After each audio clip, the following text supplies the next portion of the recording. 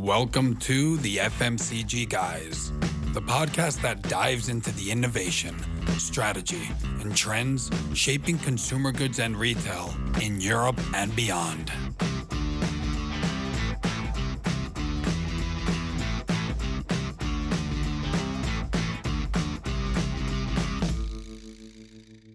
So welcome to a special episode of the FMCG Guys, recorded not from my usual location in Barcelona. I'm Daniel Torres, by the way. I'm usually in Barcelona.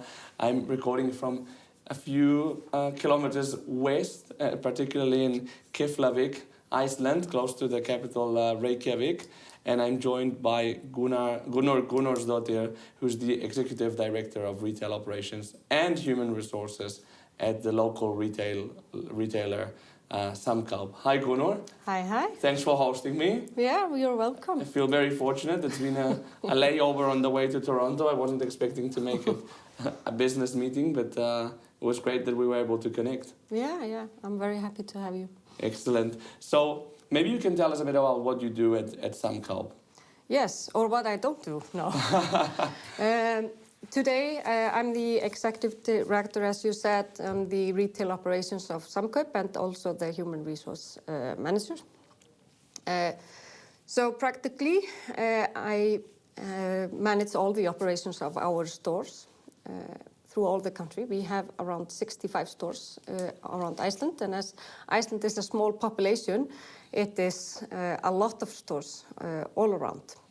Yeah, actually, maybe it would be interesting to know the population of Iceland. Yes. In total, we are getting to 400,000 in Iceland. So that's not a lot in total. And it is grown, right? Because I think the number that I had recorded in my mind was more like 300,000. Yeah. It's growing with more people moving to Iceland in just a few years. But yeah, it's a growing population, so hopefully. But the Iceland itself is around maybe 350,000. Okay. And it, of course, getting smaller as people are having fewer babies. Yeah, and you, well, that's a problem kind of everywhere, no? Yeah. And you grew up here and you've always virtually lived here in Iceland? Yes. I lived 1 year in England when my father was studying, but else I grew up in Iceland and I'm an Icelander, been here my whole life. And how did you grow in your career? Because we were talking before that it's interesting how here you've been able to do this transition from HR into a P&L role, now having both responsibilities. What was your background before, from the beginning of your career until now? It is interesting because my background lies in education. I started early studying to be a teacher and found it very fast when I just were for 1 year in teaching children. I was like, okay, I need to change the educational system in Iceland. That was my first thought. And I can't do that as a teacher. I need to go higher. So I was going to go for the governance. But of course, in the way there were some other opportunities that goes into this business as I'm in today. But I started that as teaching, then I went to school management. I took an MBA, went into educational, like software, and into a little bit into the GDPR laws and integrated that, and then went to human resource. So it's a quite travel there, and got this opportunity to come to Samkaup to build up a human resource department. When I started in 2018 at Samkaup, there were no human resource department. Wow. There was a staff control, and that was literally just managing hours in an Excel sheet and how much they cost. That's not human resource for me. Of course, it's a big, important part for us to manage, but we needed to look more into what we really wanted to do with this company and what kind of a workplace does it want to be. And as I said, it's 65 stores, and we are one of the biggest employer in Iceland because we have 1,500 people working for us, and that's a lot. Yeah, it's a big percentage of the population. Yeah, if you put it in that company, it is. So I got this opportunity in 2018 to build up the human resource and did that rapidly. So we just started out there, and I got the people straight away with me, because the first thing I did, I went into every job we have. I went into every store in every area that we have a store, and worked there for a few hours in each store, visited them all, sat down with them in their coffee break room, talked to every group, and just listened for the first 100 days. Interesting. And then we made up the HR strategy, which is the strategy we are still driving today, is to being the best workplace in Iceland. Of course, this is something everyone can just say, but we had like an action plan. And the action plan that we executed, and we have been executing the last 5 years. So going from that to being in every store, talking to every employee, knowing all the people, knowing how to manage people, and growing from the inside, you get a lot of knowledge of the business, of course. And of course, sitting in the executive boardroom and having an opinion on everything that's going on, not just in the human resource, but also in what is happening in the revenue, and how is the marketing material, is it talking to our people, is it talking outside of our people, because this 1,500 people that work with us, it is also our 1,500 base of customers. Yeah. So I listen a lot, and I can take that with me in the knowledge of doing the operation part today. But in the end, I got an award 2 years ago of managing award, and that's what I'm really good at, managing people and staying connected to people. I'm not maybe the best one with all the numbers around, and I can admit that, and I do regularly to my people, but I manage people well, and I trust my people to take the things that we put in the strategy, the things that we want to move forward, and our key measurements, we take that forward together. And my biggest role is, okay, what can I do, and how can I support my people to move our line? And of course, put some pressure on people to go there. Well, you have to incentivize them in some way, no? Yeah, found the balance in that. So this is how we merge. So we've got a lot of success in the HR department, and that is one of the key in the company, are the people. Okay, let's combine it to the operational part.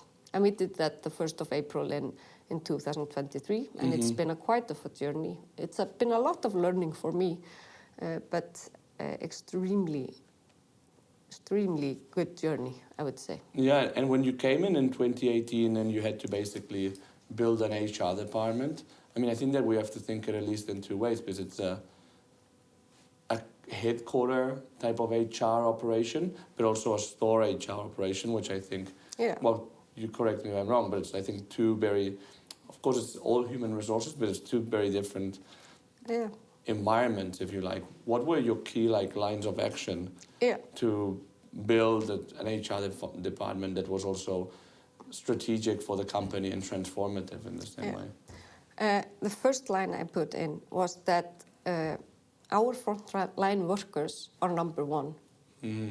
We only have 46 people in head office. The rest is our frontline workers. So they're number 1, 2, and 3, and we need to make their environment to be desirable workplace in every location, in every store. So what can I do to support that? The practical things need to be 100%. Your salary needs to be okay. Your environment, your clothes, your working needs to be 100%. So I started there. And when we got that from 100%, I put, okay, what can we do to make them grow? What can I do for my frontline workers to take a step forward in their journey? So we built up an educational program for our frontline workers. And we did that combined to the Icelandic educational system. So when you quit working at Samkaup and you've gone through the educational part of our company, you also go out with a degree you can use in some other way in your life.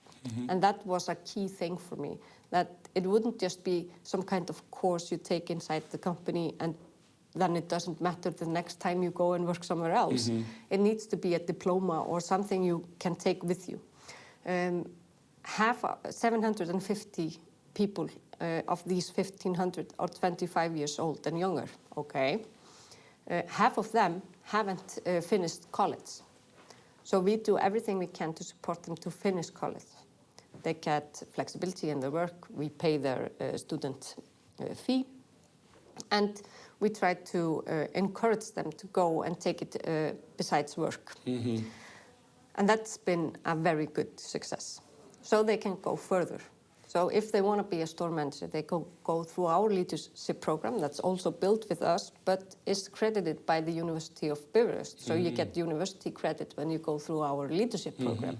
Again, the same thought that when they quit, because we need to think like this, we can't have people working here for 25 years like a furniture. It's not the reality of young people today to work in the same place forever. Of course, I hope they are as long as they want to be with us, but it's not the environment or the society we work in today. They go and maybe they come back and so on, but we are not supposed to think like that. We are just doing the best we can as we do. So when they leave, they have a diploma or they have some more credits than the next person who were just working for the competitor in the same age. So it's also an advantage there. And it's a good way also to promote social mobility at the end of the day, no? People that maybe have gone a bit sidetracked of like the path of like education and so on. It's a good way to get them back in track and like give them a work, but also help them actually prepare for the future, no? Yeah. And then we have this educational ladder, and you can go and get a diploma on store management. You can go into BS and have a business degree, and you can take a master, and we will support you the whole way. Yeah. The people that go the whole way, they want to work for us forever, I would say. That's the feeling, but they really, really are grateful, I would say, for a long time, but also they are our loyal customers. Yeah. But this, just focusing on educational, on frontline workers, gives us advantage over other companies that people want to come and work for us.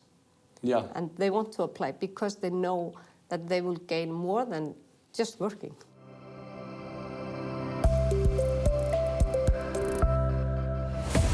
Going through digital transformation is hard and expensive. ChatGPT-like solutions automate and speed up almost everything.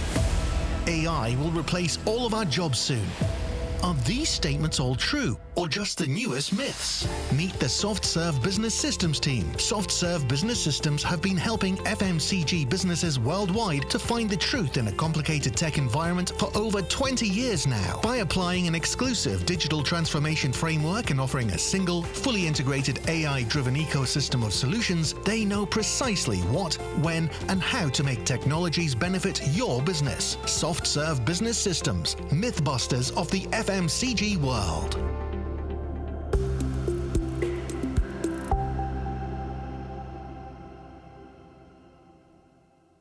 Yeah, and you got a prize from this Icelandic government for this program. Yeah, from the organization of employment, we have 2 times won the educational prize. One for just innovation in education that we are doing things that no other retail company in Iceland is doing, and then we got like a recognition of just being the educational company of the year 2022.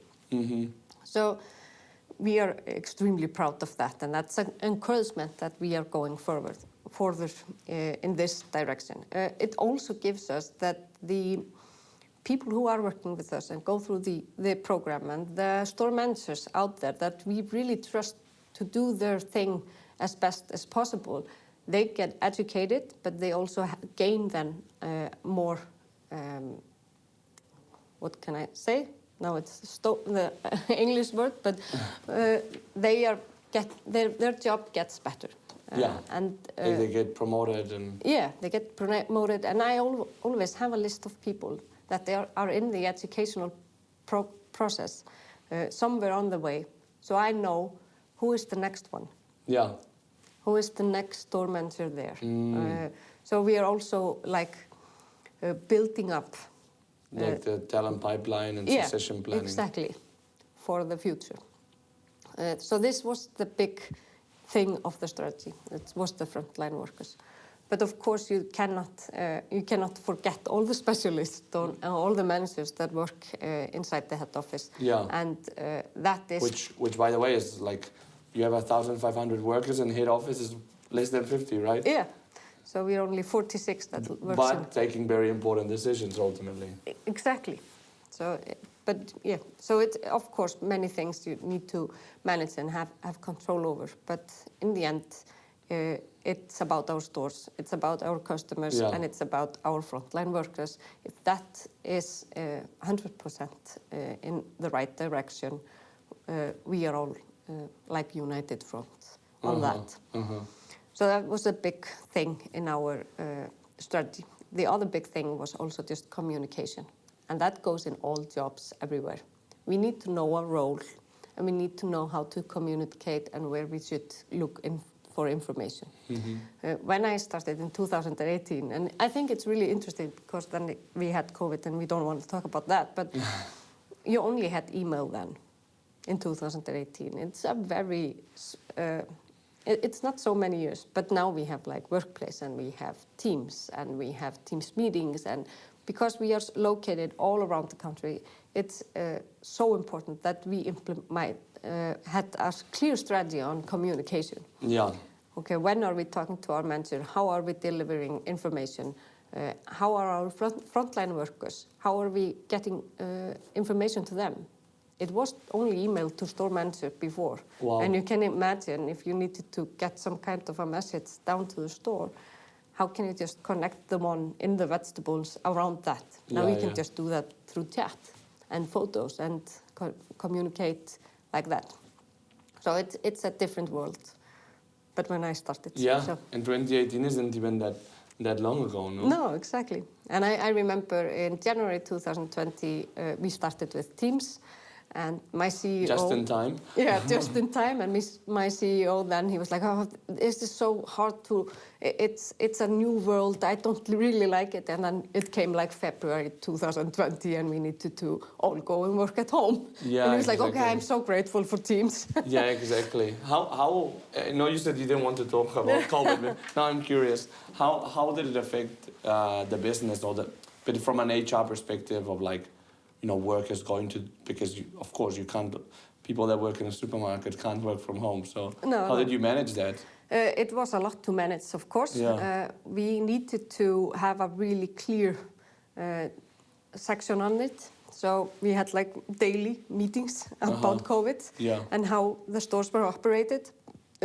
We were very lucky, I would say, the business, because we were the first online store in grocery retail in Iceland. And we started our online store 2017, and we've been growing that rapidly since. And when COVID came, it blew our minds because everyone then discovered the online grocery stores. And we had it already in place and up and running and going smoothly and working fine. So it went from maybe 20 orders per day until like 100 to 200 orders per day. So yeah, five, 6 times more. Yeah, and the good thing is that we could act quick. And what the beauty of Iceland and just Icelandic mindset is, we can do everything, and it's a saying, it reddast. It's just, we will figure it out. So we built a dark store for our operation on online store in 1 week, in middle of COVID. Wow. And just went up and running and managed to keep on this 200 orders in through COVID time and operate that very well. And it affected our revenue. We went hundreds of millions over our what we already budgeted. So we were very happy.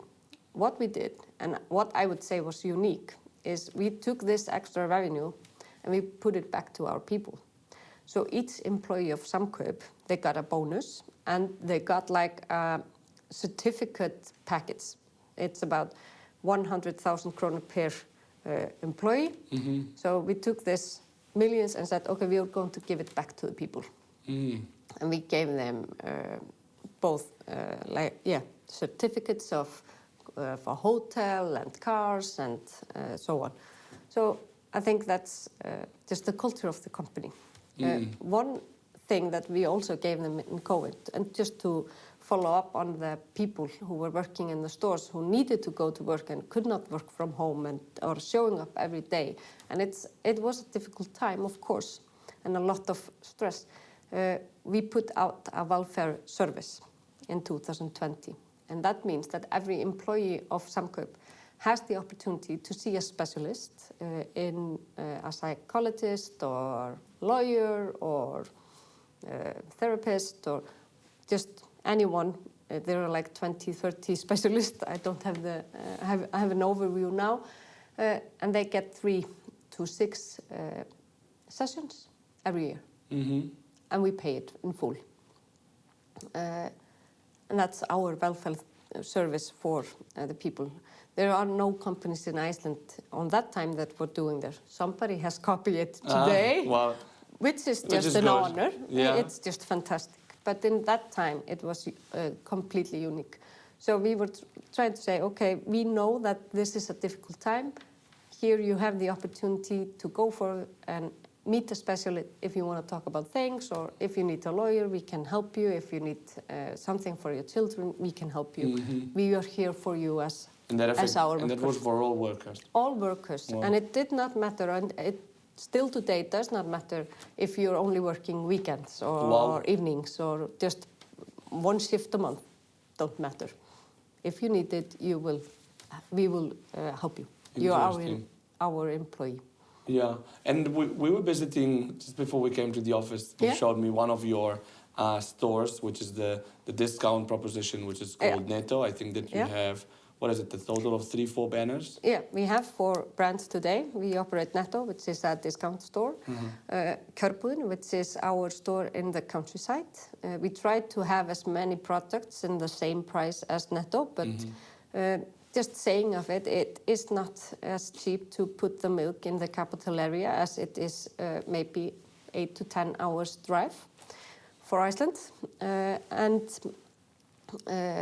then we have Krambúðin, which is our convenience concept. It's like if you could pair it to 7-Eleven or Grab and Go somewhere in Europe. And then we have Iceland, which is the same brand as Iceland store in Britain, but we have already put out there that Iceland will close. We will change that stores to Netto, and that's our journey this year. Okay, interesting. So you have a more. So I'm trying to simplify my life. Yeah, exactly. Good on you. And we can talk a bit about like the implementation that you guys have around the country in a minute, but maybe it would be interesting to understand Iceland as a country, just a bit of like the geography and where the population is distributed, and also what it looks like, what implications that has for the FMCG retail. Yeah, many questions, but yes, the biggest force in retail in Iceland is of course in the capital area. Yeah. 230,000 people live in the capital area. So that's like 2/3 of the country? Yeah. Something roughly around that. And the most tourists come into the capital area. Of course, they travel around, which is good for us, but the heavy things are in the capital area. But for me, the most work goes into the countryside, I could say, because it's a different area to think about. And of course, it takes longer to travel and so on, but it's part of society, and I've already told you, and it's just interesting for people to know that not all of our stores give us revenue. So many of the stores in the countryside, we are losing every day, but it's part of our society. It's part of our journey to be just not in the capital area. And there's a reason that our competitors are not all around the countryside. They are only in the places that are big, like in Akureyri, which is the next big city in Iceland. They are there, but we are in Akureyri, and then we are in all the towns around Akureyri also. To be able to just meet our people all around. It's not always easy because, as I said, it's difficult of the logistic part, but also just because we are so small. But what's interesting for the Icelandic nation is that we are high income nation, Yeah. but we are few, and but we have I can say a stable economy, although we know that inflation is everywhere and it's a little bit difficult now, but although in total we are on a good terms, and we have a well-educated population. So, but we are small, but yeah, I don't know if I answered the questions. Well, now I just actually, since you went there, it could be it's interesting to know, like, you know, what is the bigger purpose of like wanting to be around the country, even if it's sometimes as a loss. Yeah. At a loss, It because that's the thing. You have like 2-3 quote unquote larger urban areas, but then you have like extremely remote places. We mentioned that the smallest town where you are is 500 inhabitants, right? Yeah. So what is that bigger purpose of the company? I would say that Samkaup, the owners of Samkaup are co-ops. So in their mind, it's a bigger purpose than only the revenue that comes in. It's also the purpose of having stores in the neighborhoods that nobody else wants to be in, really, if we just put it in pure Icelandic. Yeah. And being there for the people. So built on the older co-ops and the ones that we have in the countryside, in the small towns, like when you only have 500 inhabitants, it was a local co-op then, but that did not work because with one store and one co-op, you don't have the buying power to be able to sell these products, and just the logistic part is getting harder and harder every day. Yeah. So when you have this more stores, as I said, like you have 30 stores in these small towns all around Iceland, it gets easier as more as you have. And of course you have more buying power with 65 stores and more revenue than you have only with one store. So they have usually come to us and say, can you take over our store? We want to have a store in our town because it's important for people to have a grocery store in their town, but we can't operate it. So we've been like taking them over. And it's not always a good investment, but it's like this bigger purpose of it, to be giving back to the community. Yeah, no, it's very interesting. What about for international FMCG companies like Iceland? As we said, it's like a market that's getting to 400,000 inhabitants, so it's very small. Why should you think that big FMCG companies look at Iceland as an interesting market? I hope they won't, because that would jeopardize me. But in general, we are very quick of adapting. You can see that Costco came into the market and it just blew their minds, because we are so quick of everything that's new, it's exciting, and we just jump on it. And we are like a big pack. If somebody starts something and we like it, we all go there. So this small population can move really quickly. So everything that's new and interesting and works, if we are happy with it, if it works, we go again. And I think that could be an interesting factor. And you can see that, like Costco came into the market in Iceland, and they only operate one store, but it's successful for them. And that's very interesting. And for brand, and on the brand side, like manufacturers, like Unilever's, Procter's, etc.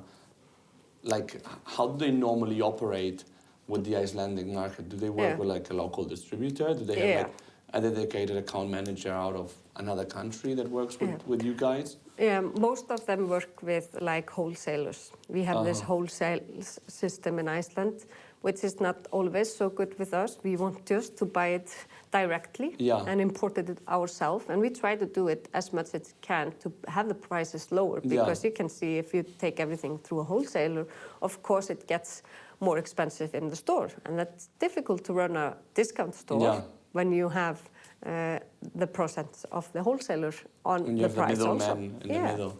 Yeah. So I think that's a unique system in Iceland, that nearly all the bigger brands are through wholesalers than directly to the retail companies. But I think the world is changing a little bit fast, and I hope they will more just come straight to the stores. So it would be more of a win-win situation there. Yeah. Do Icelandic companies like FMCG producers have like an edge versus international players, you think? Because they can do more like dedicated campaigns to the local market? Yeah, I think they do.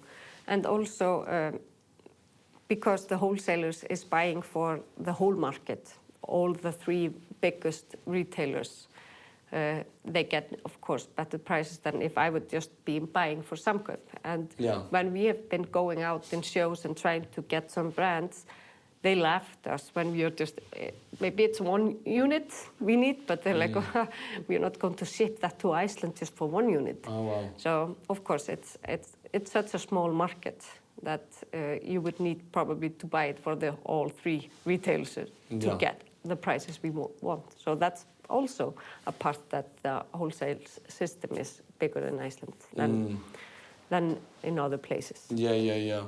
And this market is like a small market. So I don't know if I told you, my mother's from New Zealand. Yeah. So in New Zealand, for example, it's like, of course, it's much bigger than Iceland. It's like 4 million inhabitants. But it's always been a market where they've tried new things. Yeah. Because it's like it's a Western population, but in a remote place. So you can test and learn. So they've tried, even from economic policy things to, product launches and so on. Does that happen in Iceland? Oh, yeah, it does. And I think that we are very good at these things, just to test out. We are like a good test population, I would say, because you could see very quickly what works and what does not work. And we move very quickly. And when I'm talking to my friends at Coop Denmark, they were like, yeah, it will take us 1 year to implement this or that, but we are very quick to do things, try it out, see if it works, and then we can do more of it. And I think that's both in products and also just in operational systems. We are, easy to, what can you say, manage. Yeah, well, and I think that with this mentality of testing things and quick adaptation, it probably helps that as well, no? Yeah, also just in the technical parts of like cashier systems, of self-serving, of grab and go and so on. We are good test nation on all these things, I would say. Yeah, and we were introduced by Lobyco, who put us in touch, and they're part of Coop Denmark. And I know that you're driving some innovations with them. What type of innovations are you excited about in terms of? I think that we can divide it into, one is the loyalty side, and the other one is the e-commerce store technology, if you like. Maybe we can start with loyalty. Yeah. What are you doing there that you think is cutting edge? We started to implement the loyalty system in 2020, which is a Lobyco solution, and they are using in Denmark today and the co-ops. So we've put it in and set it into our market in 2020, and we already today have 74,000 Icelanders, and that's 10% of the population or something, of the grown-up of the market, and that are using the loyalty system. And that is unique. And we've implemented extremely fast, I would say, because we launched it in 2020 in the middle of COVID. And just in this 3 years journey, we've gone into and reached our goal in total. So people are using the app to shop in our store. They get some credits when they shop, or krónur, and they can use that krónur to buy again in the store. So instead of our old system is to give discount of products, and we were and we still are really a very discount driving nation. So you have a lamp and you put it on discount, and everyone just comes and shops on discount. It's not good for our revenue. But today you put it in the loyalty program, you put on a discount inside the app or in the loyalty system, and the krónur are in our economy really, because you use it again in our store. Got it. Yeah. Was there a culture of loyalty cards in Iceland? Yeah. Before 2020? Yeah, or not maybe a culture of, there's nothing like our loyalty system, I would say. You have the Icelandair fly points. Yeah. But there's nothing, I would say, that compares to our loyalty system of today. But in that beforehand, we had the co-ops card. So the people who were members of the co-ops in Iceland, they had their card and they had their regular discount. But we've changed that and put them inside the app. Yeah. So again, the discount stays in our economy in Samkaup. You don't go and spend it somewhere else. Yeah. Although of course, we are giving back a little bit, but still, you will use that krónur inside our company. And this has been a big breakthrough, not just for our customers that always get 2% off everything inside the store. They get like extra discount on things that we are focusing on every week and every month. But also, we can use the data. How are our customers? What are the products that are selling? How does their shopping behavior look like? And that can help us mark down a better strategy for our stores. So we are also using it like internally. Okay, what can we do better and in the future? Yeah, because you get all this data that is otherwise unavailable, no? Yeah. Or it's available, but it's different. You can't personalize it as much. No. And also for our suppliers or our wholesalers that we are buying from, we've been testing, okay, how can we do it best for them? And this has been, we've also been like just monetizing the app or the loyalty program. Because when you put something inside, on a discount inside the app, the sales goes up rapidly, sometimes 100 to 200%. Yeah. So that's also for our wholesalers and for our customers, good thing to get discounts. For suppliers, we are gaining a lot more knowledge of the products. It's selling more if we put it in the loyalty program. And the next thing there in the technical part is that we are implementing games.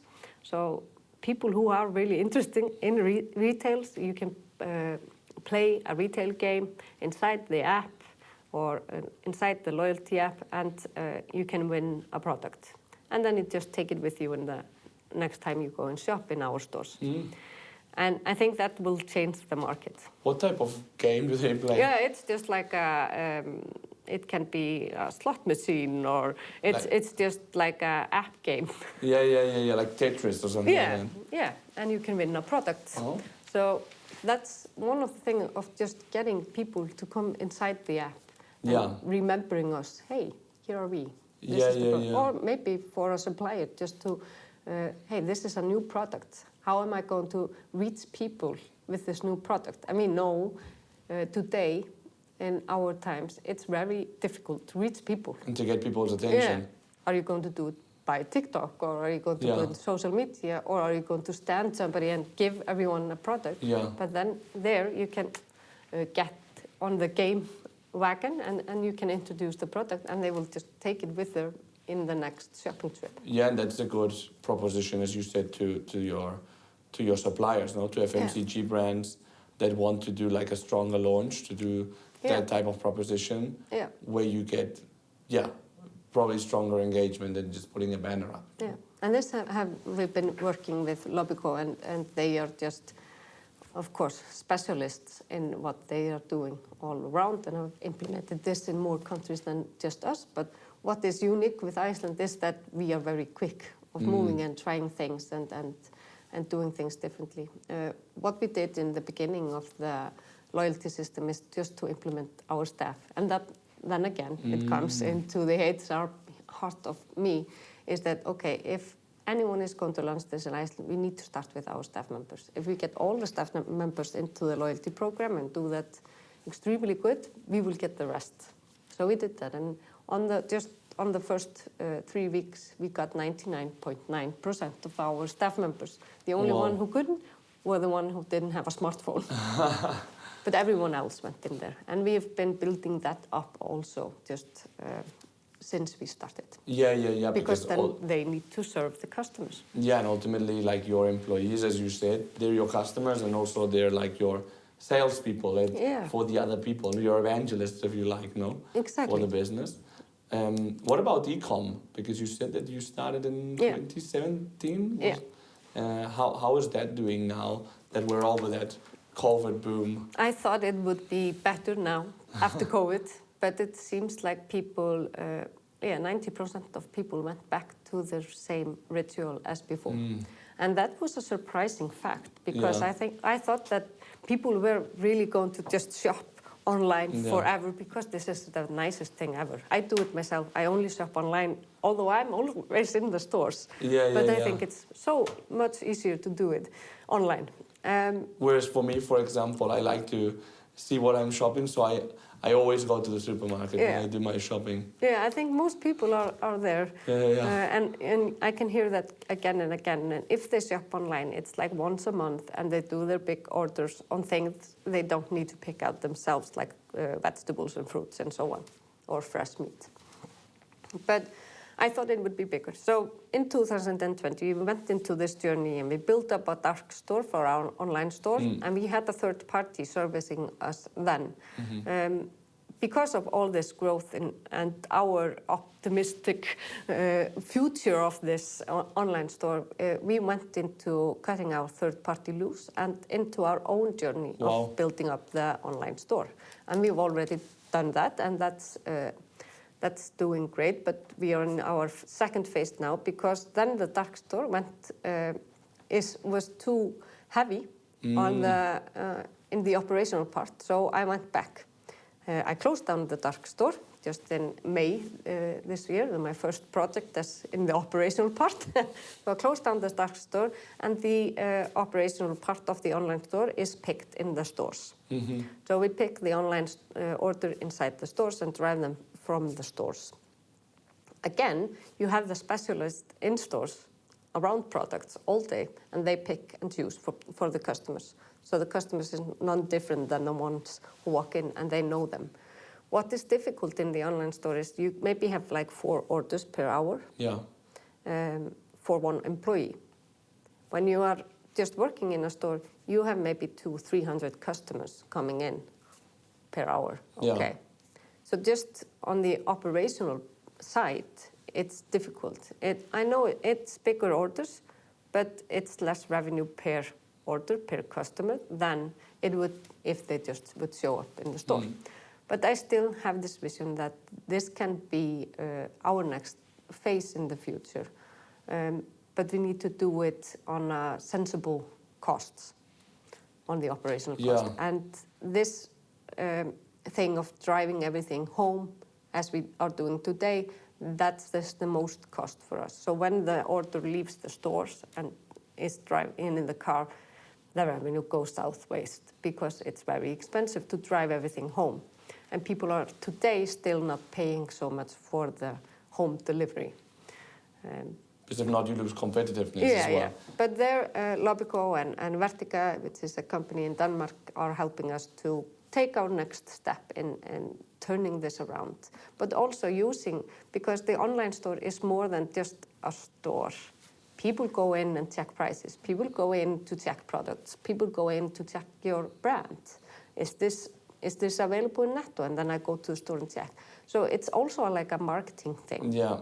So it needs to be very visible. You need to be there. Yeah, we need to be there. We need to be visible. But we can also ourselves be a little bit more marketing with our right message. What do we want to say with the online store? And that's our journey, really. Yeah, no, it's to find the optimum between all these variables. Marketing, direct revenue, service ultimately to the people as well. Yeah. So. And people are happy that the ones that are shopping in the online store think it's fantastic, but people are also just very happy to know that there's an online store and they can go and look and check. Yeah, exactly. And that's something I can't really measure, but except in happiness of customers. But yeah. So it's not only a bad thing because it's a lot of cost, but it's also a very good thing for the customer base in total. Yeah, and now with the boom of retail media, for example, it's good for like the suppliers to have that place to invest their marketing spend in as well, ultimately. Yeah, exactly. So it's an opportunity also for them. Yeah. And for us to sell our suppliers. Hey, if you have this room in the online store, you can have more visibility and so on. Exactly. And we're in Iceland, which is a bit, like, in relative terms, a very rich country, very few people. How do you attract talent? Well, that can be difficult, but we are. I'm very proud that just by talking about Samkaup outside of Samkaup in the universities, on conferences, in podcasts, we are attracting talent all over. With our strong strategy of HR from 2018 and just driving through now, and everything that we've just been doing for the last years in the like in the loyalty system, in social things, environment things, and so on. We are always one section of my job is just PR. That's one thing, and you attract people by telling. And of course, it's not like I'm storytelling every time. It's telling what we're really doing. If you don't don't tell anyone, nobody will know. Yeah. But that's one part of attracting people. And then delivering it with action to show people that we are really doing what we are saying that we are doing. That's one thing. With the strategy of HR, I can also say that it's grown rapidly that people are applying to come and work for Samkaup. So we don't have the problem, not in the head office, but it can be a problem sometimes with managers outside the country. I can imagine. Where it's, maybe there's no housing. Okay, what can we do then? Nobody in the town wants to work in the store. Yeah. Okay, is somebody able to move? No, because there's no housing. Okay, how are we going to solve that? So in some times and some places, we've built apartments. Wow. Next to our stores. And people are just moving from the capital on the other side of the country and live there to manage a store. And they are not like grown up inhabitants of that town. Okay, that's a win-win situation for both. We have a capable manager, but we also have a new society for the community, or new inhabited, and that's good for the community. That's good for the community, because I guess do these communities in general struggle in terms of like this losing population and so on? Yeah. Okay.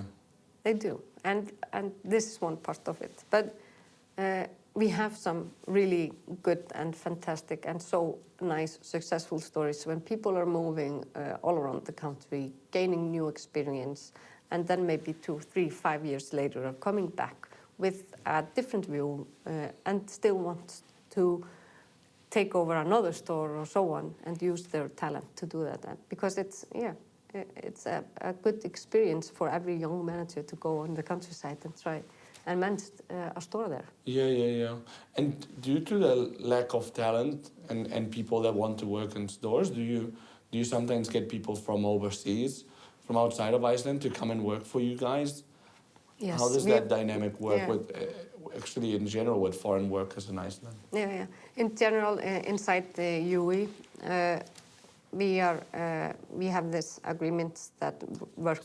Because Iceland is not in the EU, but is in the Schengen area, right? Yeah.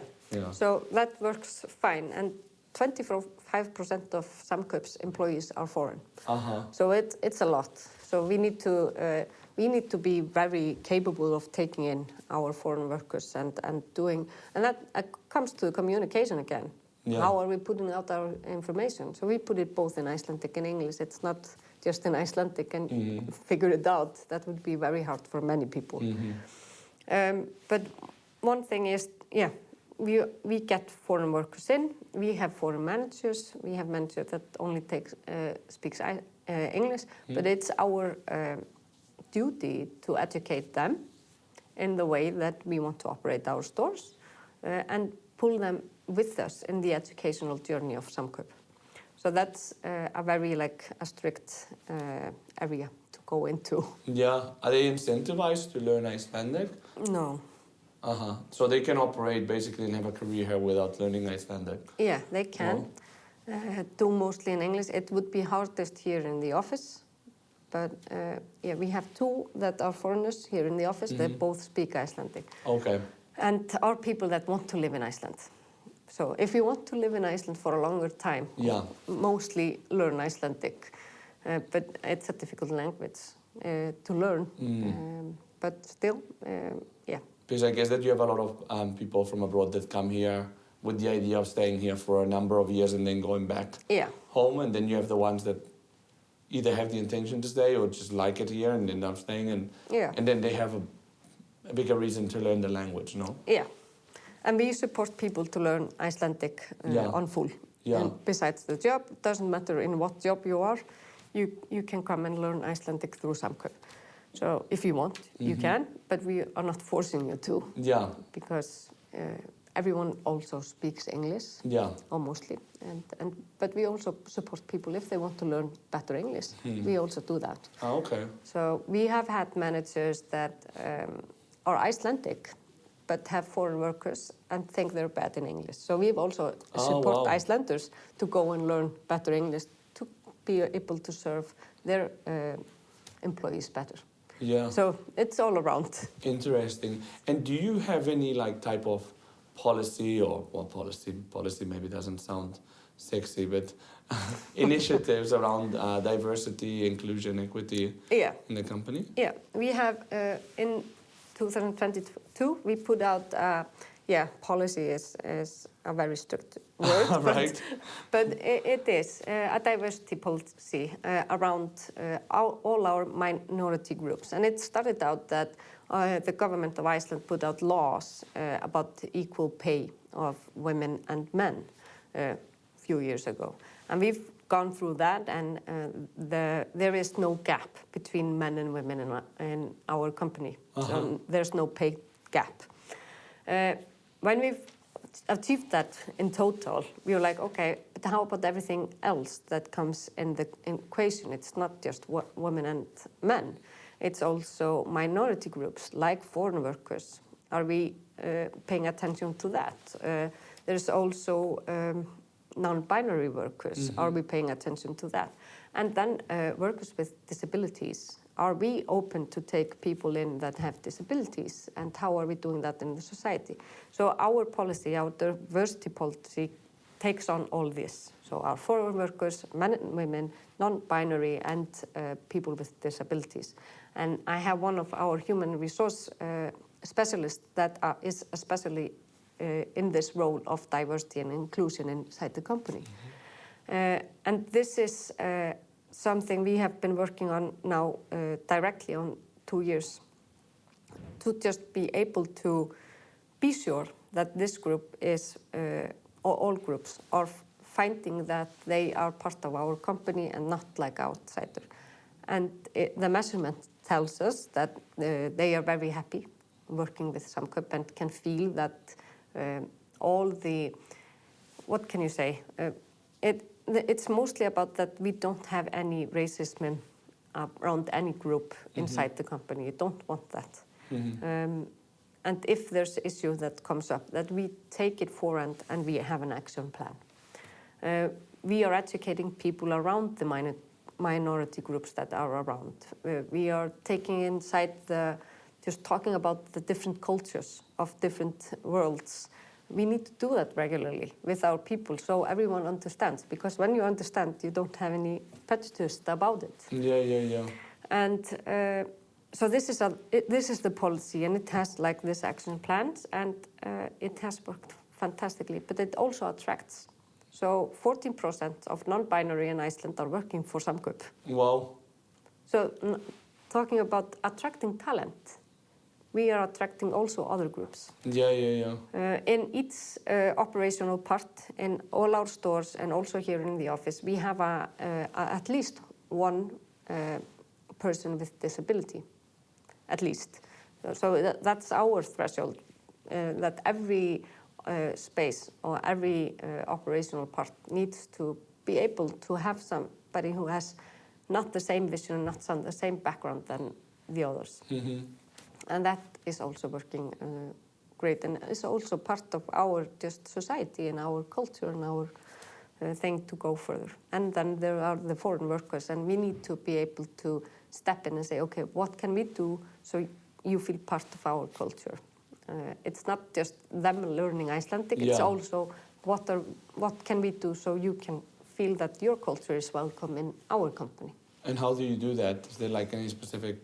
It's a little bit different after the area, and also we put it a lot on our managers to be able to step in and say, okay, for some you maybe have just from 2 different countries. In other stores you maybe have 15 different countries. Wow. And when you do, we have like culture nights and we just try to ask. And then we have operated a council, like a diversity council, that are what can I say? It's from all stores, not every store, but like from all chains and people who want to be part. And they went into two days workshop, the council, and then they like follow up on the cases that are going in the society and the discussion, and the council takes it up and comes with for the executive board. Okay, here we have some kind of issue. What is the status of Samkaup in this issue? If I take, for an example, there was a news in Iceland a few weeks ago about sick leave. A person was going for a trans operation, and the company was going to deny, and by law they could, the person for a sick leave because he's not sick. It's like voluntary, yeah. Let's say. Yeah. And then the council came and said, okay, and how would Samkaup do this? Would they go by the strict of the union contract and the law, or is there some flexibility?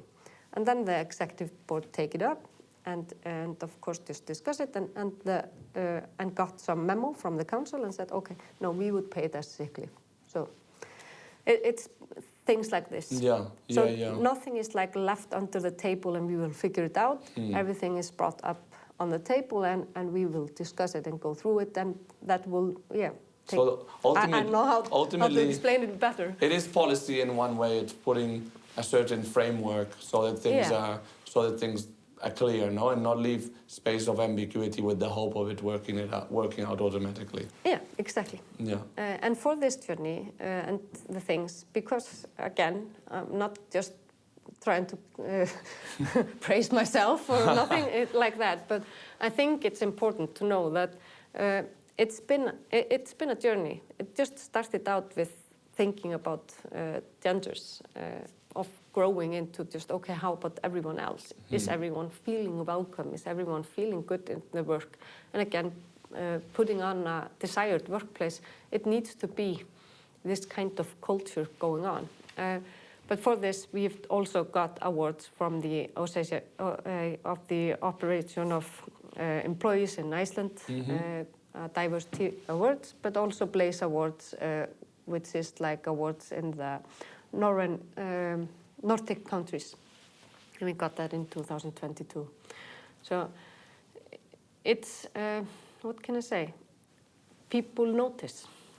Not just inside Samkaup, but also outside of Samkaup, and not just in Iceland, also outside of Iceland. This is something that is the future. We need to be open to diversity. We need to have our eyes open of how people are included, because people are, they want to feel welcome, everyone. And we are just, we will have a stronger group in the end.